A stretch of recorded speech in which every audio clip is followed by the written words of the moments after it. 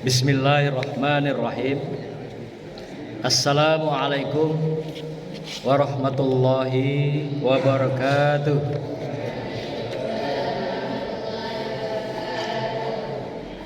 Alhamdulillahillazi arsala rasulahu bil huda wa dinil haq liyuzhirahu 'alad dini kullih wa kafa billahi shahida. Asyhadu an la ilaha illallah wahdahu la syarikalah wa asyhadu anna Muhammadan abduhu wa rasuluh la nabiyya ba'da. Allahumma shalli wa sallim ala sayyidina Muhammad wa ala alihi wa sahbihi ajma'in. Amma ba'du. Hadirin para jamaah yang dimuliakan Allah, para tuan guru, ustadz, ustazah, para santri, santriyah, ibu-ibu, hadirin yang berbahagia. Kembali kita melanjutkan tadabbur kita, pengajian kita, yaitu tentang tadabbur akhlakul karimah, yaitu tentang pendidikan akhlak yang telah dicontohkan, yang telah diberikan uswah oleh Rasulullah Sallallahu Alaihi Wasallam. Oleh karena itu, sebelum kita memulai pengkajian kita, mari kita sampaikan selawat dan salam sekaligus Al-Fatihah kita untuk ruh beliau, agar kita mendapatkan wasilah dan juga syafaatnya, karena kita mengkaji akhlak beliau pada malam yang sangat mulia ini. Sebelum kita memasuki kajian kita, mari kita bersolawat.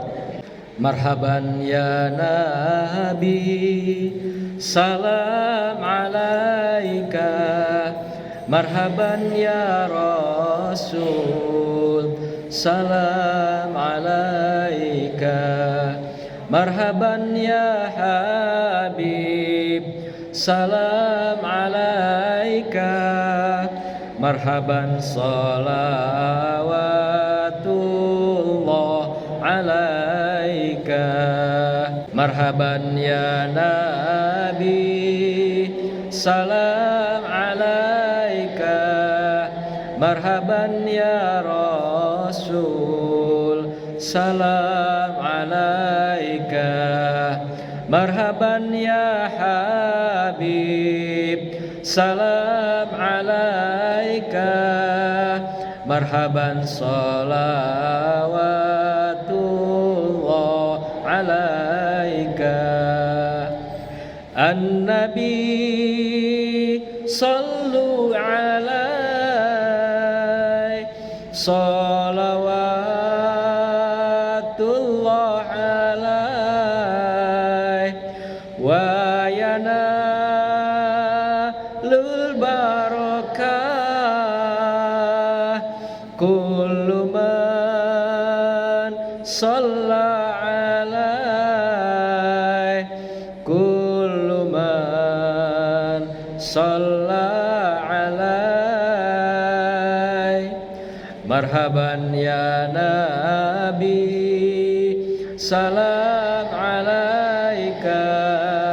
Marhaban ya Rasul, salam alaika. Marhaban ya Habib, salam alaika. Marhaban salawatullah alaika. Hadirin yang berbahagia, anak-anakku sekalian yang dimuliakan Allah, malam ini kita berbicara tentang akhlak Rasulullah, yaitu akhlak berkomunikasi. Jadi kita coba pahami bagaimana Rasulullah berkomunikasi dengan teman sejawatnya, dengan ke atas, dengan ke bawah, bahkan juga menyamping, bahkan juga melereng. Nah, melereng itu artinya akan naik ke samping, ke tempat lebih tinggi. Nah, akhlak berkomunikasi ini tentu juga adalah merupakan akhlak yang dicontohkan Rasulullah di sepanjang kehidupannya. Maka itu dalam teori-teori komunikasi, manusia itu hidup 90% dengan komunikasi. Jadi artinya hanya 10% tidak berkomunikasi. 10% itu apa? Waktu kita tidur. Karena tidur adalah kematian. Tidur adalah kita menghadapi kematian, menghadap Allah Subhanahu wa taala. Maka itu kita bersyukur ketika kita akan tidur berdoa, ya, bismika Allahumma ahyana wa amut, dan bangun tidur pun kita berdoa, bersyukur, berkomunikasi lagi kepada Allah. Alhamdulillahillazi ahyana ba'da amatana wa ilaihin nusur, ya. Kita bersyukur telah dihidupkan kembali oleh Allah Subhanahu wa taala dari amatana, kematian kita. Dan kepada Allah lah kita akan kembali. Artinya sekalipun kita tidur, tapi sebelum dan sesudah tidur atau dibangun kembali dari kematian kita, kita tetap berkomunikasi lagi. Jadi artinya komunikasi itu mulai dari kita tidur sampai bangun tidur hingga tidur lagi. Nah, gitu kalau lagu Gomloh kan gitu kan. Tidur lagi, bangun tidur, tidur lagi, tidur lagi, tidur lagi. Gitu ya. Itu kalau Gomloh ya. Tapi kalau kita tidak, cuma 10% tidur itu, 90% melek. Dan kerja kita apa? Berkomunikasi. Jadi 90% kita hidup dalam berkomunikasi. Nah, kemudian manusia, kata seorang pakar komunikasi, Paul Watzlawick, mengatakan bahwasanya manusia itu tidak dapat hidup tanpa komunikasi. Jadi artinya kalau dewek-dewean, kalau sendirian kita hidup di hutan belantara, tidak bisa hidup kita. Maka itu kalau ada orang-orang yang di hutan belantara hidup, misalnya kita lihat ada manusia misalnya, ternyata dia komunikasi juga dengan siapa? Dengan monyet, dengan hewan-hewan, ya, dengan tumbuh-tumbuhan. Artinya apa? Sekalipun dia mengasingkan diri di dalam hutan, tapi ternyata dia juga berkomunikasi dengan makhluk-makhluk lainnya. Nah, karena itu, bagaimanakah Rasulullah berkomunikasi dalam kehidupan, dalam menyampaikan pesan, dalam menyampaikan perintah, dalam beliau bersenda gurau, tawa canda, dalam beliau mengalami tangisan, bahkan juga dalam beliau marah. Inilah komunikasi-komunikasi yang terjadi pada masa Rasulullah dan uswah yang diberikan pada kita semua di dalam kehidupan kita. Nah, karena itu kita kaji malam ini bagaimana Rasulullah berkomunikasi dalam kehidupannya, ya. Kemudian komunikasi ada dua. Komunikasi pertama adalah komunikasi kita kepada Allah Subhanahu wa taala. Apa bentuknya? Adalah ibadah kita. Ibadah ketaatan kita kepada Allah Subhanahu wa taala. Apakah yang kita lakukan di sepanjang hari, mulai dari subuh sampai tengah malam, isya, kemudian kita bangun lagi 2/3 malam. Nah, itu semua adalah komunikasi kita dengan Allah Subhanahu wa taala. Salat itu adalah komunikasi kita.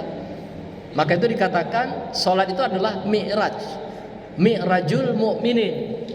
Jadi salat itu as-salatu mi'rajul mu'minin.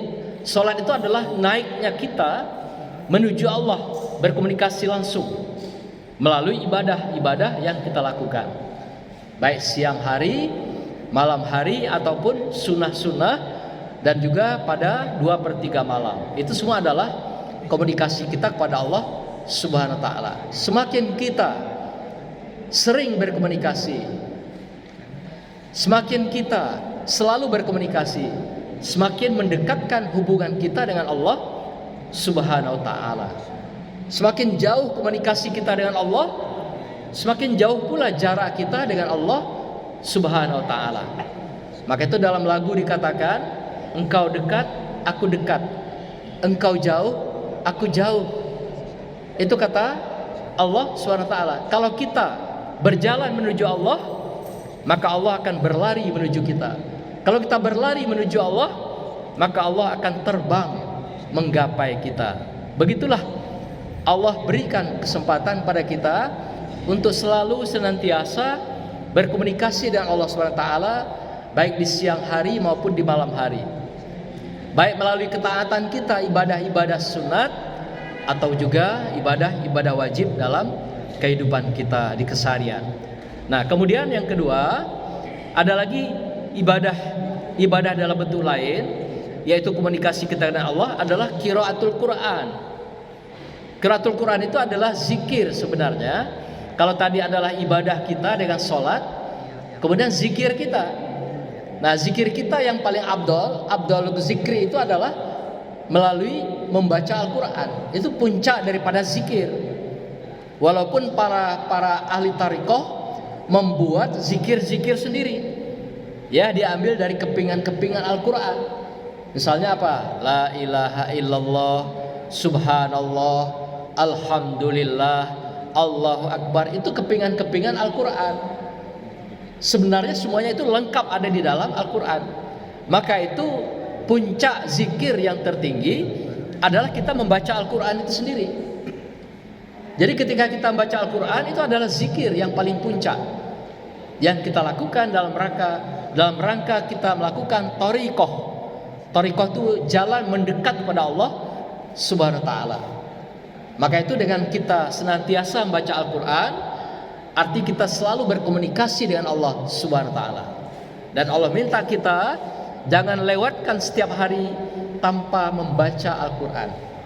Kalau bisa menghafalnya, kalau bisa memahaminya, bahkan juga mengamalkannya dalam kehidupan kita. Ini permintaan Allah Subhanahu wa taala. Maka itu dalam surah Al-Muzammil dikatakan, warattilil Qur'ana tartila. Bacalah Quran itu dengan tartil, dengan sebaik-baiknya, dengan seindah-indahnya, dengan setertib-tertibnya di dalam kehidupan kita. Artinya apa?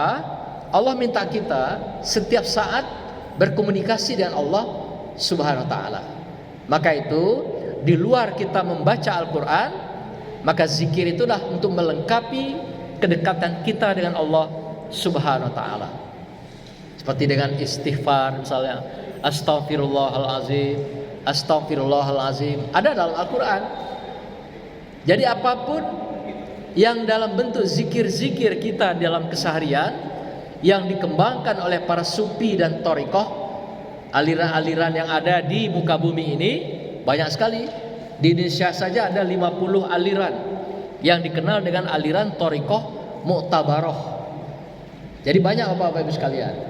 Yang di sini saja misalnya yang sering kita ikuti, itu aliran thariqahnya adalah Qadariyah, Naqsabandiyah gabungan. Ada lagi namanya Satariyah. Ada juga yang Mu'tabariyah, kita kenal thariqah namanya apa? Mukhtariyah. Nah, nama saya pun ada juga nama thariqah gitu ya. Artinya itu nama-nama orang yang membuat zikir-zikir thariqah itu. Nah, jadi kita silakan ikut pengajian apapun. Tapi ingat, puncak daripada zikrullah itu adalah Al-Quran. Ya, Al-Quran. Jadi kalau yang dibaca bagian-bagian zikir itu adalah kepingan-kepingan dari Al-Quran yang dikembangkan oleh para sufi-sufi dan ahli tariqah tadi gitu. Nah, di dunia banyak Bapak Ibu, ratusan bahkan ribuan tariqah itu. Di Indonesia yang dimuktabarkan, muktabar itu disohehkan oleh kumpulan thariqah Indonesia itu sekitar 50 thariqah. Dikenal thariqah muktabarah. Nah, jadi silakan ikut, tapi jangan terlalu. Nah, kalau basicnya lemah, nanti bisa terbalik itu 360 derajat. Banyak kejadian begitu. Ngajinya kan ngaji tauhid itu. Jadi kuatkan dulu dasar-dasar keagamaannya tentang ketauhidan, tentang ilahiyah, baru kita masuk ke dalamnya gitu. Jadi pelan-pelan. Nah, kalau tidak ikut pengajian bisa saja gitu ya. Karena thariqah juga tidak semua orang siap ikut dengan aliran-aliran itu. Karena macam-macam nanti. Ada yang thariqahnya tengah malam, ya. Ada yang sudah sholat harus dibaca sekian kali. Nah, kalau lewat itu jadi beban itu. Karena kita sudah dibaiat gitu. Nah, inilah komunikasi kita dengan Allah Subhanahu wa taala. Maka itu thariqah tanpa beban itu adalah dengan thariqah membaca Al-Qur'an. 1 juz 1 hari, 1 bulan 30 juz. Subhanallah. Ya, luar biasa zikir kita kepada Allah Subhanahu wa taala. Yang kedua Bapak Ibu sekalian, yaitu komunikasi kita dengan sesama manusia. Sedangkan siapa itu? Dengan manusia lainnya, dengan makhluk lainnya, dan juga dengan hewan-hewan dan termasuk tumbuh-tumbuhan. Rasulullah adalah Rasul yang bisa berkomunikasi dengan sebuah makhluk. Dengan tumbuh-tumbuhan dia bisa komunikasi, dengan hewan bisa berkomunikasi, bahkan dengan bulan, dengan matahari dia bisa komunikasi. Luar biasanya Rasulullah. Kalau nabi-nabi sebelumnya ada yang hanya bisa bahasa Al-Qur'an, bahasa hewan misalnya. Tapi Rasulullah dengan semua makhluk bisa, Pak. Satu ketika Rasulullah pernah duduk dengan Sayyidina Ali di bawah sebatang pohon. Di pohon itu ada pohon lebah, yaitu lebah yang sedang bersarang. Lalu apa yang dibicarakan oleh lebah itu? Dengan bahasa sastra seninya yang tinggi, wahai kekasih Allah, kata lebah itu, kami merasa bangga sekali engkau duduk di bawah pohon yang kami ada di atasnya, kata lebah. Kami mengundang engkau, nikmatilah, ciciplah jamuan kami, madu yang kami produk dari kami sekeluarga, kata si lebah di atas tadi. Tersenyum Rasulullah mendengar ucapan si lebah, mengatakan pada Rasulullah, dia menjamu Rasulullah di bawah pohon itu yang ada lebahnya, dan silakan ambil lebah, kami sudah persiapkan menjamu engkau yang sudah datang ke sini, kekasih Allah. Begitu kata lebah. Lalu dengan senyum Rasulullah mengatakan, Ali, engkau manjat ke atas, ambil madu lebah di atas, dia sudah menunggu kita untuk menyajikan, menghidangkan lebah itu kepada kita. Masya Allah. Jadi Rasulullah bisa bicara dengan hewan-hewan, dengan unta juga. Pernah juga satu kali unta pernah menangis, ya, ketika dia datang, Rasulullah datang ke rumah sahabat, lalu dipotonglah seekor unta. Lalu tinggal ada unta yang lain itu menangis. Lalu dia berkata pada Rasulullah, ya Rasulullah, kami sedih. Kenapa? Kok engkau sedih? Kata Rasulullah, kok hanya unta si itu yang dipotong untuk menjamu kehadiran engkau di rumah beliau? Kami juga pengen dipotong, katanya, ingin menjamu engkau. Sampai begitu unta-unta pun bicara dengan Rasulullah. Jadi banyak hewan yang bicara. Pun begitu juga dengan tumbuh-tumbuhan. Ya, pernah Rasulullah memanggil sebuah pohon, membuktikan pada orang-orang kafir dan musyrik, mengatakan bahwa pohon itu saja bisa kupanggil ke sini atas berkah Allah, kata. Coba buktikan. Kalau engkau memang punya mukjizat dari Allah Subhanahu wa taala, coba panggil pohon itu. Kalau nanti pohon itu datang bisa kemari, maka kami akan syahadat di hadapan engkau, kata si kafir musyrik dan juga kafir Quraisy ini. Lalu Rasulullah memanggil, wahai pohon, datang kau ke sini, mendekat kepadaku. Berlarilah pohon itu datang mendekati Rasulullah. Kemudian ya sesuai janji pada Rasulullah, para kafir dan para musyrik ini, maka mereka bersahadat dengan mukjizat-mukjizat yang dimiliki oleh Rasulullah sallallahu alaihi wasallam. Begitulah Bapak Ibu sekalian, Rasulullah diberi mukjizat oleh Allah tentang bagaimana dia atau beliau bisa berkomunikasi dengan seluruh makhluk. Bahkan juga beliau bisa memanggil bulan, matahari, dipanggil, dia bisa letak di telapak tangannya, membuktikan mukjizat Allah Subhanahu wa taala. Begitulah komunikasi Rasulullah yang ditunjukkan sebagai sebuah mukjizat dari Allah Subhanahu wa taala kepada kaum kafir di dalam atau masa kehidupannya. Kepada kita hanya bisa berkomunikasi dengan sesama manusia. Hanya dengan sesama manusia. Ada juga kadang-kadang yang bersahabat dengan jin, bisa berkomunikasi dengan jin. Ada juga diantaranya begitu. Tapi yang jelas, kalau sahabat sama jin, tentu mereka tidak bersahabat sama malaikat. Pasti itu. Kebalikan jin pasti malaikat. Tidak mungkin dia bersahabat dengan jin, bersahabat pula dengan malaikat. Karena kalau dia bersahabat dengan malaikat, jin tidak berani dekat, setan tidak berani dekat, iblis tidak berani dekat. Jadi kalau dia bisa panggil jin, setan, iblis, berkomunikasi, bisa memanggil itu semua, berarti dia menjauhkan dirinya dari malaikat. Nah, oleh karena itu kalau kita mau ingin selalu dekat malaikat, baca Al-Quran, tegakkan komunikasi dengan Allah, ibadah kita akan lari semua bala para jin dan iblis serta setan. Karena jin juga tidak mau mendekati Al-Quran, apalagi orang-orang yang membaca Al-Quran, apalagi menghafal Al-Quran, seperti anak-anakku sekalian. Hadirin berbahagia, apa yang maksud dari komunikasi? Komunikasi itu adalah hubungan interaksi. Interaksi itu adalah hubungan, baik secara verbal itu lisan, atau secara non verbal. Nah, verbal itu secara lisan kita bicara, bagi yang normal. Non verbal adalah yang tidak normal.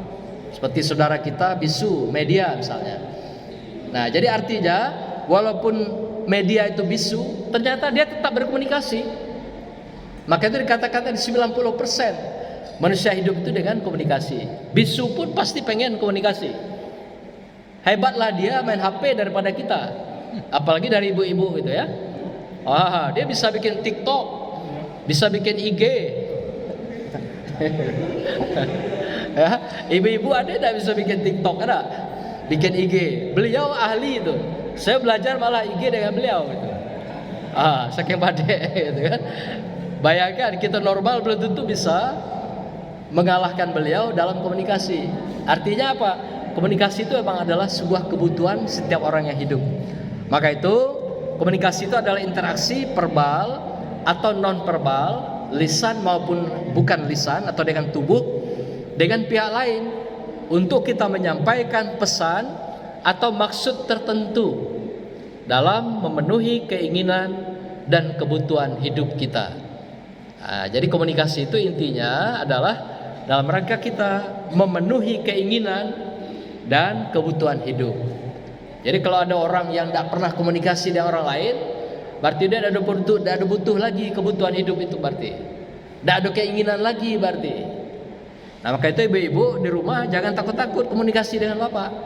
Habis beras lapor, ada. Habis cabai lapor, gitu kan. Nah, atau ada kenaikan gaji 10%, jangan lupa cincinnya bang. Nah, itu kan komunikasi, Bu. Kalau enggak bapak-bapak diam-diam aja dia kan, disimpannya kan itu kan, atau dialih ke tempat lain gitu kan. Jangan berhenti menagih bapak-bapak ya. Itu dengan komunikasi dalam rangka memenuhi keinginan dan kebutuhan hidup. Harus begitu, Bu. Rasulullah sendiri mencontohkan begitu dengan Siti Aisyah. Jadi kalau istilah beruri itu tidak ada dusta di antara kita. Gitu. Jadi artinya apapun yang diinginkan sampaikan melalui komunikasi. Maka itu dikatakan tadi, orang tidak akan bisa hidup tanpa berkomunikasi dalam kehidupannya. Oleh karena itu bagaimana Islam memberikan contoh yang disuahkan Rasulullah dalam kehidupannya di dalam dia melakukan komunikasi itu. Nah, salah satu misalnya hadis yang diriwayatkan oleh Tirmizi dari Siti Aisyah mengatakan bahwa tidaklah Rasulullah itu berbicara dengan cepat, tapi kalau dia bicara adalah dengan jelas dan terperinci. Nah, kemudian sehingga mereka yang duduk bersama dengan Rasulullah itu dapat menghafal apa yang beliau sampaikan. Berarti pelan dia sampaikan itu, dengan pokok-pokok, dengan lembut, dengan patah-patah, dengan terperinci, dengan jelas. Bayangkan orang yang duduk di depan dia, kalau dia menyampaikan sebuah pesan, orang bisa menghafal pesan yang disampaikan Rasulullah itu dengan baik. Artinya kan lambat itu, artinya kan pelan-pelan gitu, tidak berlari seperti tergopoh-gopoh dalam dia menyampaikan pesan. Nah, ini bisa kita ambil hikmahnya dengan kita menyampaikan pesan yang secara sederhana, kemudian dengan sistematik, bertahap maksudnya, dengan terperinci, dengan jelas, maka akan mudah dipahami, dimengerti, dan juga akan bisa dihafal dengan cepat. Nah, bayangkan kalau Rasulullah menyampaikan ayat-ayat yang turun atau diturunkan Allah SWT melalui malaikat Jibril, sahabat bisa menghafal. Karena ketika Rasulullah menyampaikan itu begitu sangat jelas dan perinci ya. terinci disampaikan kepada umatnya gitu, atau umat pada saat itu. Begitulah cara Rasulullah berbicara, berkomunikasi akhlaknya kepada sahabat dan pada jamaahnya. Kemudian komunikasi Rasulullah itu semuanya adalah wahyu. Dalam sebuah ayat dikatakan dalam surah An-Najm ayat 3 sampai 4, bahwasanya tidaklah Rasulullah itu akan berbicara, apalagi bicara Al-Qur'an, itu sesuai atau keinginan nafsunya, hawa-hunya. Tapi tidak. Apa yang disampaikan Rasulullah itu adalah wahyu yuha. Jadi apa yang disampaikan Rasulullah adalah betul-betul wahyu dari Allah Subhanahu wa taala. Nah, kemudian kalau ada juga hadis atau disampaikan oleh Rasulullah SAW, itu juga adalah pengembangan dari ayat Al-Quran. Maka itu kalau kita menemukan Al-Quran dalam 30 juz, itu semuanya ada hadisnya itu, dalam bentuk persepsinya, dengan tidak mengurangi daripada apa yang dikatakan Allah dalam kalamnya itu. Nah, jadi itulah yang dikatakan hadis. Jadi sepenuhnya hadis itu adalah merupakan pengembangan, penjabaran dari ayat Al-Quran. Maka itu hadis-hadis yang sahih yang disampaikan Rasulullah SAW dalam komunikasinya, itu adalah hadis-hadis yang turun dari ayat sebenarnya, yang disampaikan Rasulullah SAW. Ada juga kita mengenal misalnya hadis qudsi. Nah, kalau hadis qudsi itu redaksinya dari Allah sepenuhnya, kemudian Rasulullah yang menyampaikan kepada umat atau jamaahnya. Kalau hadis itu betul-betul murni, Rasulullah yang memberikan redaksi sepenuhnya gitu. Tapi juga turunan dari ayat yang diterima melalui wahyu di dalam kehidupan. Nah, inilah komunikasi yang Rasulullah lakukan dalam kehidupan. Jadi dia tidak akan bicara kalau tidak didasarkan wahyu, atau wahyu itu diturunkan dalam bentuk hadis qudsi, atau juga diturunkan dalam bentuk hadis yang menjadi sunnah perbuatan Rasulullah Sallallahu Alaihi Wasallam dalam kehidupannya. Walaupun dia nanti candanya pun adalah dalam bentuk sunnahnya. Sunnah artinya kebenaran dan kebaikan. Tidak ada canda beliau yang mengarah kepada ghibah, yang sifatnya mengolok-olok orang lain, mencaci maki orang lain, menceritakan kejelekan orang lain, apalagi memfitnah orang lain. Atau dengan kata lain, mengembangkan virus gipa. Virus gipa itu gosip, intrik, fitnah, dan adu domba. Itu enggak ada Rasulullah. Rasulullah sepenuhnya berbicara dan berperilaku dalam uswah dalam kehidupan kita, itu semuanya adalah wahyu Allah, atau dalam bentuk hadis qudsi, dan atau dalam bentuk hadis-hadis yang juga dipraktekkan dalam sunnah dalam perilaku kehidupannya. Inilah yang dijalankan oleh Rasulullah Sallallahu Alaihi Wasallam. Demikian juga kita menemukan dalam ayat-ayat Al-Quran, dalam beberapa surat misalnya, kalimat-kalimat yang baik, kalimat-kalimat yang indah, kalimat-kalimat yang mulia disampaikan Rasulullah itu dikenal dengan adalah kalimatun sawa. Kalimatun sawa ini kita temukan dalam surah Ali Imran ayat 64. Apa makna kalimatun sawa itu? Yaitu kalau dia bicara tidak akan pernah menimbulkan perselisihan, tidak pernah bikin konflik. Nah, kalau kita kadang-kadang sudah ngomong, sudah bicara, buntutnya malah menimbulkan perpecahan. Kenapa pembicaraan kita itu kadang-kadang isinya ngupat ganti, ya, atau juga berghibah tentang kekurangan, kejelekan. Yang baik saja tidak boleh dighibahkan, apalagi hal-hal yang negatif terkait dengan orang tersebut. Oleh karena itu dikatakan Rasulullah dalam berbicara bentuknya seperti apa? Kalimatun sawa, memberikan keteduhan, memberikan kedamaian, memberikan kesenangan, memberikan ketenangan, keharmonisan. Ini kalau Muhammad Rasulullah SAW sebagai Rasulullah, kalau dia bicara dikatakan sebagai kalimatun sawa. Jadi bahasa kalimat yang keluar itu berbunga-bunga, indah semuanya, baik semuanya, elok semuanya. Maka itu kata-kata yang diucapkan dipilih betul. Kalau tidak kata-kata itu menyenangkan orang, menenangkan orang, meneduhkan orang, dia tidak bicara. Diam lebih baik. Maka itu ada istilahnya, diam itu adalah emas. Itu artinya supaya jangan ngomong sembarangan, supaya jangan ngomong omong kosong. Apalagi orang kita Jambi kan, ya seringkali begitu, bang mau kemana? Dadolah. Ujung-ujungnya apa? Ngota. Ya, ngota dari pagi sampai sore, ngopi dari pagi sampai sore. Ya, dari pagi jam 7 ke rumah si A, alasan silaturahim. Jam 10 ke rumah si B, ngopi lagi. Jam 12 kayak numpang makan. Nah, ini budaya yang sangat-sangat tercela dan tidak baik. Yang isinya apa?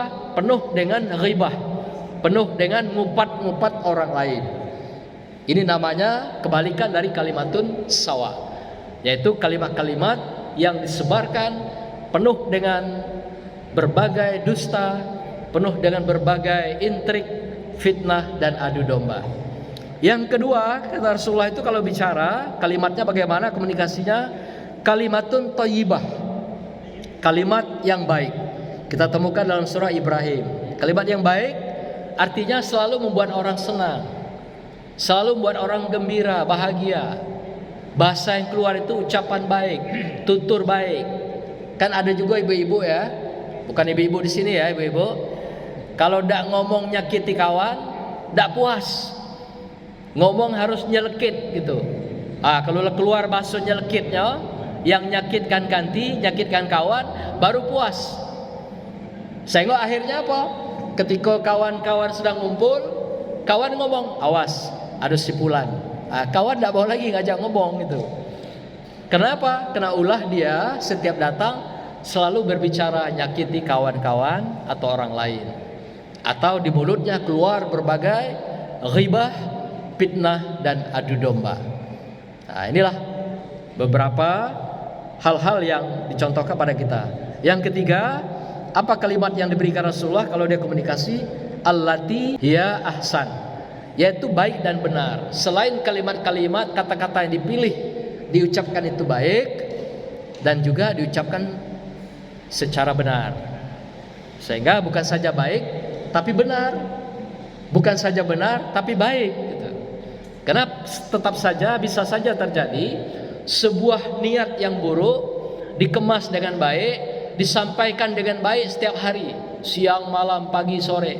Sekalipun itu fitnah, sekalipun itu adalah merupakan kebohongan, karena pagi, siang, malam dikirim ke media sosial jadi ghibah, itu bisa diterima menjadi kebaikan gitu. Nah, ini cara-cara yang sekarang kita lihat bazar-bazar kita ya, yang melakukan komunikasi seperti itu. Yang buruk dikirim terus mulai dari subuh sampai subuh lagi gitu. Sehingga yang buruk itu jadi baik gitu. Yang buruk itu jadi elok. Inilah yang sesuatu yang tidak benar kemudian dikemas dengan baik, dikirim setiap hari, dikomunikasikan tiap hari sehingga dia terkesan jadi baik. Nah, kita terasa hari ini seperti itu. Nah, inilah gambaran bahwasanya komunikasi itu bisa menaikkan orang, bisa menjatuhkan orang, bisa memuliakan orang, dan juga bisa membuat orang terhina dengan komunikasi. Apalagi kita mendekati sekarang ini ada tahun-tahun pemilu, akan berkembang nanti macam-macam. Ada namanya black campaign, kampanye hitam. Kampanye hitam itu memburuk-burukkan kawan, memburuk-burukkan lawan, kawannya diburui, apalagi lawan gitu. Dengan target agar mereka bisa tampil ke permukaan, bisa tampil sebagai pemenang. Nah, cara-cara begini tidak diajarkan Rasulullah SAW. Rasulullah sudah menunjukkan bagaimana cara-cara kita beretika berkomunikasi dengan kalimatun sawa, kalimatun thayyibah. Kemudian lagi dengan apa lagi? Hiya ahsan, baik dan benar di dalam kita menyampaikan komunikasi kita. Terakhir kata Rasulullah, bagaimana akhlak dalam kita melakukan berbagai komunikasi ini, yaitu dalam surah Saba ayat 28 Allah ungkapkan, dan kami tidak mengutus engkau Muhammad melainkan kepada semua umat manusia sebagai pembawa berita gembira dan juga sebagai pemberi peringatan, tetapi kebanyakan manusia tidak mengetahuinya. Jadi ada 3 fungsi Rasulullah itu dalam komunikasinya. Pertama adalah membawa berita gembira atas ketaatan kita, kesolehan kita di hadapan Allah SWT. Dan kedua, beliau memberikan peringatan bagi kezaliman, kejahatan, dan kemungkaran yang kita lakukan. Dan ketiga, dia juga mengingatkan orang-orang yang awam yang tidak mengetahui akan pesan-pesan yang disampaikan Allah SWT. Maka itu dia berulang-ulang menyampaikan pesan-pesan itu sehingga agar sampai di telinga setiap manusia dengan baik dan benar. Model-model komunikasinya Bapak Ibu bisa lihat saja pada poin E ya. Ada yang dikenal dengan kaulan baligho. Dia berkata dengan tepat, menyentuh hati dan membekas. Ada kaulan maisuro, berkata dengan mudah yang dipahami. Kemudian ada lagi kaulan layina, berkata dengan lemah lembut. Demikian juga kaulan ma'rufa, berkata sesuai dengan nilai dan norma yang diberikan Allah SWT. Demikian juga beliau berkata kaulan karima, berkata dengan mulia sesuai dengan kemuliaan beliau. Dan terakhir adalah kaulan sadida, bicaranya jelas, tegas, dan juga lugas yang disampaikan pada kita semua. Terakhir saya ingin menyampaikan beberapa canda Rasulullah dalam bentuk komunikasi dengan umat. Di antara canda ini kita angkat misalnya canda beliau dengan nenek tua. Orang tua pernah bertanya pada beliau dalam sebuah hadis, "Ya Rasulullah, aku mohon didoakan agar aku bisa memasuki surganya Allah SWT. Dan kira-kira dapat gak digambarkan aku nanti surganya yang mana?" Si nenek ini penasaran, minta Rasulullah satu sisi mendoakan, satu sisi minta tunjukkan pada Rasulullah surga untuk orang seperti beliau ini apa, di mana.